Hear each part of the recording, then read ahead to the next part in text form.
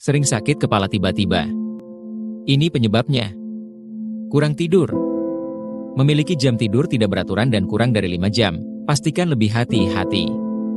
Kondisi tidur yang tidak sehat dapat menyebabkan gangguan kesehatan serius dan tidak hanya sakit kepala yang sering terjadi.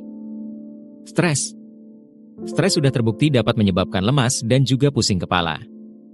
Jika merasa tertekan karena pekerjaan ataupun jenuh, ada baiknya mencari waktu untuk menghibur diri dan melepas stres agar sakit kepala tidak sering terjadi. Tegang otot bagian leher.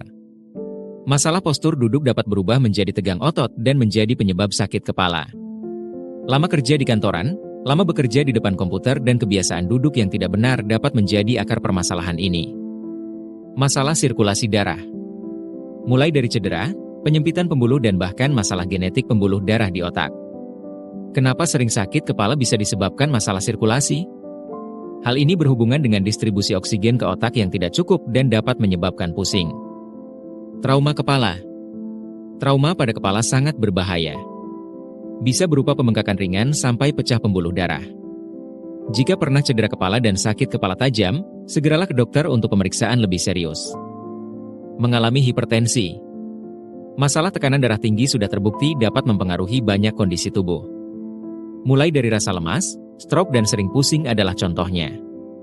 Karena itu, usahakan hidup lebih sehat untuk menghindari masalah hipertensi ini. Infeksi.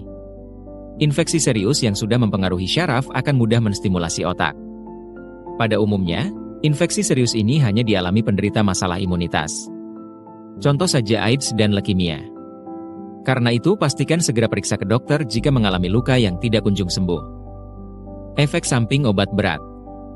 Contoh saja obat KB dan beberapa obat pengontrol hormon. Bagi kamu yang sedang konsumsi obat berat, pastikan konsultasi pada dokter untuk memastikan masalah ini. Tumor.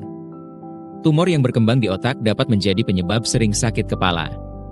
Saat tumor masih kecil, sakit kepala tidak akan terasa sering, tapi dengan berjalannya waktu, masalah ini dapat menjadi parah. Untuk tahu lebih tepat kenapa sering sakit kepala, sangat disarankan check up ke dokter. Para ahli medis akan membantu diagnosa penyebab utamanya dan mencari penanganan yang tepat.